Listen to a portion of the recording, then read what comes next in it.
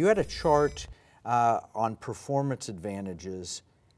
Average 10-year returns to 2015. You show private equity with 11.8%, venture capital 11.0%, T-bills 1.1, S&P Toronto Stock Exchange Composite 1.4, bonds 5.3, S&P 500 6.9, and Russell 2000 5.4.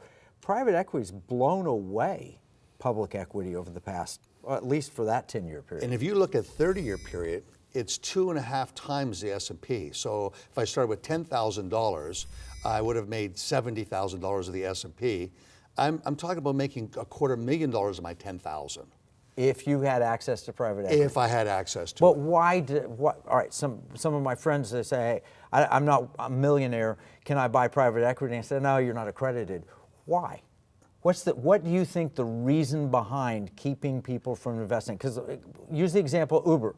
Uber went public at a very high price. A lot of people made a lot of money from the idea in a briefcase to when they went public. Why can't the average person invest in private equity? Because it's a legal structure that is so risk adverse that they basically say that if you want to take risks, you can buy a lottery ticket. You can go to the racetrack. Yeah. But you can't speculate on a new Steve Jobs kid working in his garage that has to change the world. And that sort of concept. It's a nanny state, isn't it? It's the It's same another kind way of to look guy at it. to say you can't drink a 16-ounce soda, but you can drink a 12-ounce soda. It's a nanny state. It's a control issue. It is a lack of freedom. The greater the freedom, the greater the prosperity, the less freedom. So what we're doing, but a millionaire can do it, right? If you're accredited. Accredited investor. You could do it. And interesting, in Canada, the accredited investor is only 25,000. Really? Yes, and so it makes it much easier. So a lot of American companies have gone up there for their adventure investing capital. And I know in the blockchain space, over $1 billion was raised in Canada from accredited investors. So U.S. companies went up there. Wow. So that's the first issue. And I know the SEC has floated some ideas, and I'm very much in favor of this one. If you have a financial advisor that's trained, it's got a CFP or is registered with the state, or I've got a CFA designation, Chartered Financial Analyst. If you've got a designation like that and you're sitting next to an investor and they've got a $100,000 portfolio, clearly not a millionaire, why shouldn't they be able to take 5-10% of their portfolio and put it in a riskier investment if it's a part of a total portfolio concept?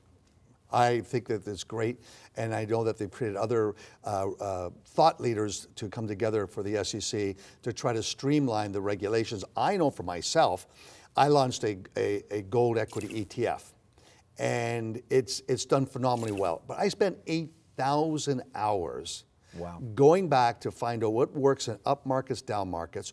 The royalty companies are a superior business model, so 30% are royalty companies. I shrunk the number from the universe of 108 gold stocks producers down to 25, and then 3 royalties for 28. And I outperformed the GDXJ 92% of the time in rolling 12-month periods for a decade. So it's a great product to put out there. But I can't actually go and advertise that work that was done with it. So that's something that would be so helpful for that retail investor. Right. If they want to go play that space, is say, okay, someone's really done a lot of homework before they turn around and give you this product. The role of professional advice. That's really what it comes down to. And so can you communicate what you can't communicate?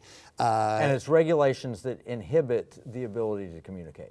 Correct. And but I think, there's the law of unexpected consequences, and someone has to ring the bell and say, streamline the regulations.